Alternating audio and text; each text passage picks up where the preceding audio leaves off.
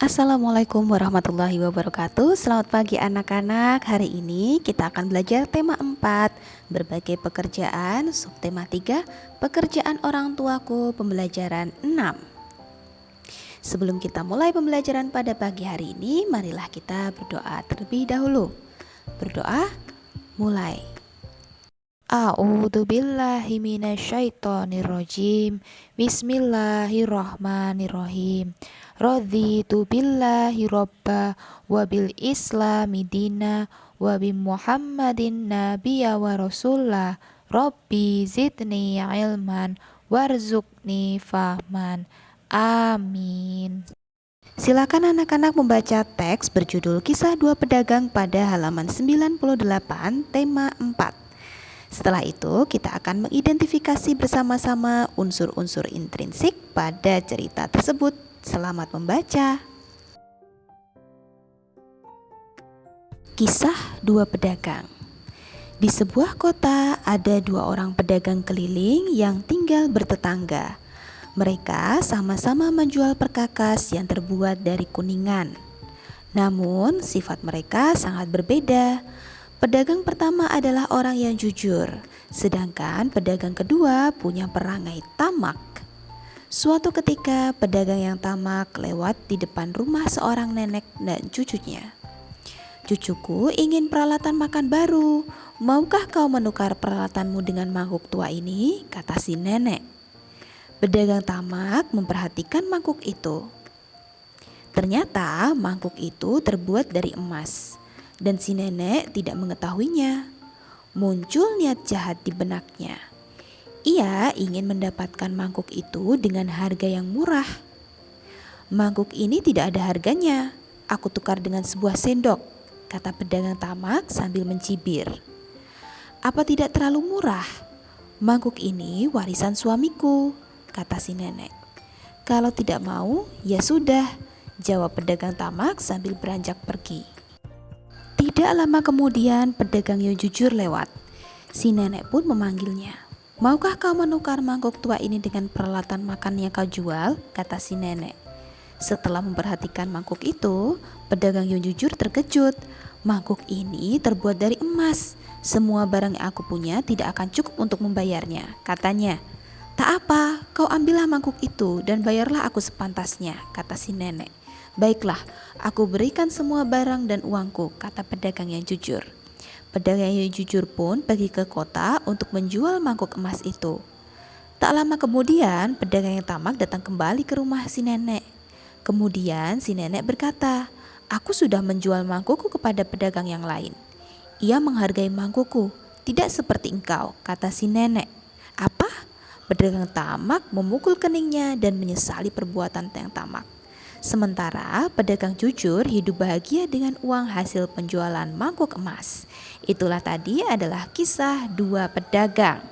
Nah, sekarang kita cari unsur-unsur intrinsik yang terdapat di dalam dongeng berjudul Kisah Dua Pedagang. Perhatikan baik-baik. Unsur-unsur intrinsik dalam dongeng Kisah Dua Pedagang meliputi tema, tokoh dan penokohan, alur, latar, dan amanat. Tema dari Kisah Dua Pedagang itu adalah kejujuran. Nah, tokoh dan penokohannya ada dua anak-anak yang ditonjolkan pada cerita berjudul Kisah Dua Pedagang, yaitu pedagang pertama dan pedagang kedua. Pedagang pertama memiliki watak tamak atau serakah dan sombong. Sedangkan pedagang kedua memiliki watak jujur dan suka menolong. Jadi watak itu adalah kata lain atau kata pengganti untuk istilah penokohan.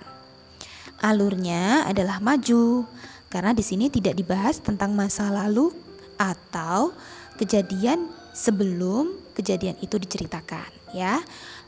Yang keempat adalah latar. Latarnya adalah di sebuah kota. Nah, ini bisa kalian ketahui dari awal cerita itu dikisahkan. Sedangkan amanat atau pesan moralnya adalah kejujuran dapat mendatangkan kebahagiaan. Jika kita melakukan kebohongan satu kali saja anak-anak, pasti kebohongan itu akan ditutupi dengan kebohongan yang lainnya. Jadi kita akan sulit untuk mengurai kebohongan-kebohongan itu. Nah, itu tadi adalah unsur-unsur intrinsik pada dongeng berjudul Kisah Dua Pedagang.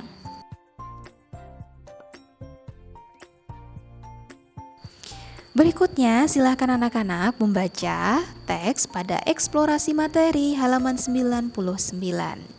Anak-anak, dalam kehidupan sehari-hari, baik di rumah, di sekolah, maupun masyarakat, persatuan dan kesatuan sangatlah penting. Persatuan sangat penting dalam mencapai tujuan. Dengan persatuan dan kesatuan yang kita miliki, pekerjaan yang sulit akan terasa ringan apabila dikerjakan bersama-sama. Persatuan dan kesatuan berasal dari kata satu yang berarti utuh atau tidak terpecah belah. Persatuan dan kesatuan mengandung arti bersatunya macam-macam corak yang beraneka ragam menjadi satu kebulatan yang utuh dan serasi. Bagi suatu masyarakat, persatuan dan kesatuan memiliki arti yang sangat penting.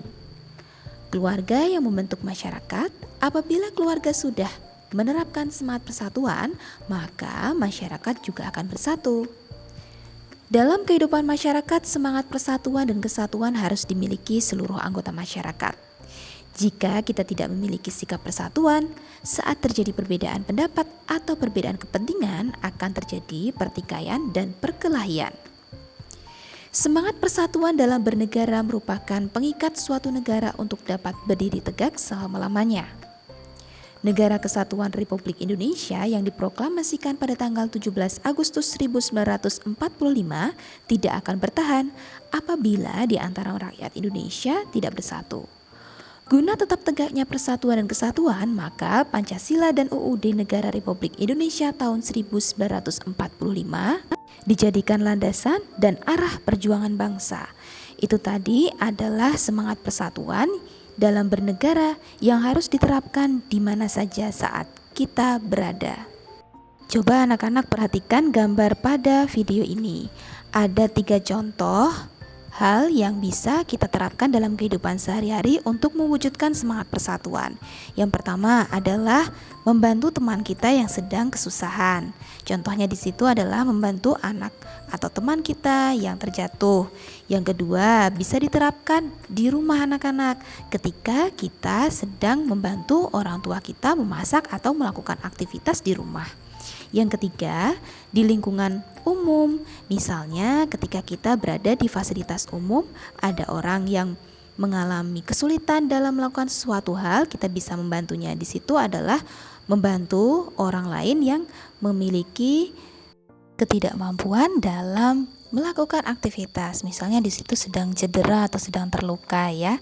Silahkan kalian kerjakan ya untuk tugas hari ini, kerjakan penilaian pembelajaran 6 halaman 100 modul tema 4. Kalian kerjakan di sana dan jangan lupa kalian foto dan kirimkan melalui chat pribadi ke Bu Guru. Bu Guru tunggu secepatnya.